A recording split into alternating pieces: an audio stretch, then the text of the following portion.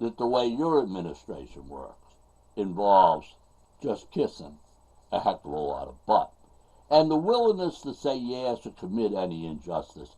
I mean, this guy Barr sending out stormtroopers, secret police, all the rest of this stuff, to suppress, attack Americans who were exercising their First Amendment rights.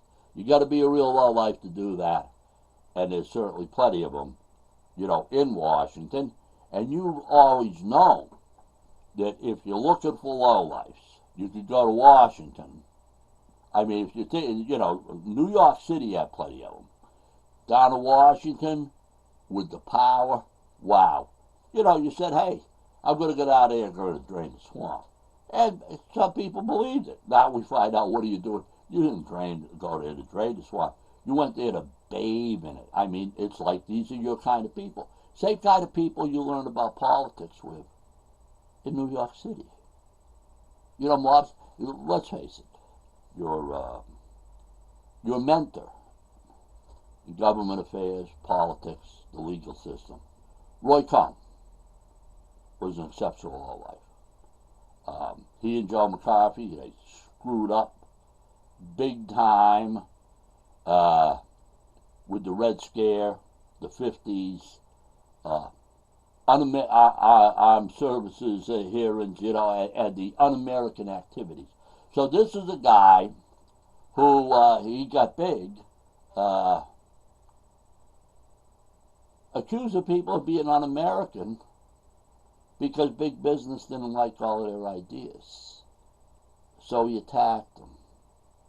If you weren't spouting the company line, you're un-American. Well, I mean, this guy becomes your guide, and we know that. And we also know that his management style, or his way of doing things, besides attack, was if you knew somebody rich, famous, powerful, get some dirt on them. And then say, oh, I don't want money. But eventually you would want a favor. And ultimately that favor, of course, would be to do something ridiculously corrupt and underhanded. And now you got even more dirt on him.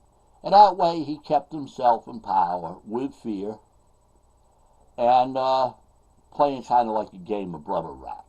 You either do what I tell you to do, what I want done, or, I'm going to, rat you out, so to speak. So that's, the kind of people, and I mean, really, you've got plenty of Sickletons who are, for a little bit of power, hope of a payday, they'll do whatever you want.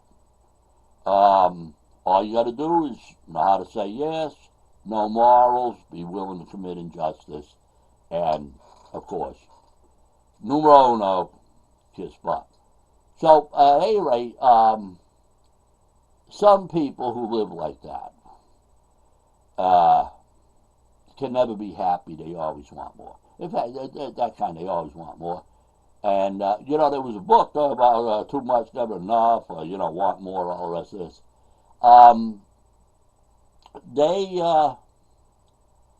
They often think that if they could just degrade somebody one more time, or force somebody to respect them or dominate someone, they could get a little bit of high, a relief, a freedom from being themselves that would carry them through, the day or night. But the next day, when they be looking in the mirror, they're just as empty as ever. It's like they know the price of everything and the value of nothing. And again, my friend, I love reading what you say, Thomas Paine, he wrote about real courage and being like a patriotism, being an American. And he wrote in 1776, December 1776, a rough time for the American Continental Army. He wrote, "These are the times that try men's souls. The summer soldier, the sunshine patriot, will, in this crisis, shrink from service of his country, but he that stands now deserves the love and thanks of man and woman. Tyranny, like hell, is not easily conquered. Yet, we have this consolation. The harder the conflict, the more glorious the triumph. Now, Fiona Hill, Maria Yovanovitch, Lieutenant Colonel Vindman, other real Americans who have done their job and retaliated against by you, they await their victory. But it'll be coming. They're real American heroes. But even while they simply await a simple victory or vindication newspaper, something like that, every day they can look in the mirror and know that they have inspired others to do the right thing. And in that fashion, they truly are God's children. They're empowered by God. And they also know that in their time of being tested, in their trial, when that time came, they did not shrink from their duty. So they get to truly love themselves and love the day and face the future without fear. And we have civil rights activists, Black Lives Matters families that have, for decades actually, undergone incredible injustices. And tell you what, they face them, they continue to work for justice, and they do it with grace and good character as real humans. They inspire us all, and there's so many more Americans that are going to be with them all the way. We have David Hogg, and all the young people in the March for Our Lives movement, and of course the great teachers like Melissa Falkowski, have inspired these kids. And they've done a wonderful job, and they are maturing. They're going to be voting. And really, they've exposed that little Pierre on his yacht, ready to do business with anybody who could just make him richer. He ain't a Second Amendment guy. He's a greed guy. He's a flim-flam guy. A lot like the Steve Bannon, they had dragged him off of a freaking yacht, too, taking money from people. Think they need a wall. How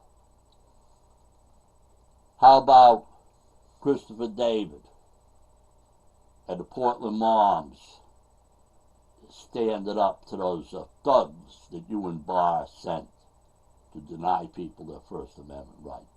They inspire other Americans. We're tired of your crap and depression and your lies. Everybody does it. You're from the dark side, pal. How about a young lady nearby working in Walmart? She's an employee. The store is crowded in the midst of this COVID thing. There's supposed to be social distancing, limiting the number of people that are in the place, and management's ignoring it. She blows the whistle. She's protecting. She's sticking to the law. She's law-abiding. She's protecting herself, her fellow employees, her friends, and her customers. A few days later, according to a newspaper article, retaliation firing by the bullies from Bentonville. Well, I'll tell you what. She's an inspiration, too. She is a sister. I say God bless her. And it's all these great Americans said to me, I'll tell you, I enjoy the political discussion anyway. So I figured, let me crank up the computer camera, the video, and I'll let people know how I feel about it too.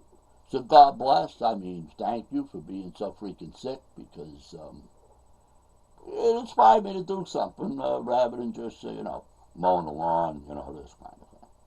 So, tell you what, let's remember, all facts kill. You got to find out what's really value in life. And it might be nice, you might do yourself some good if you grow up and join the human race.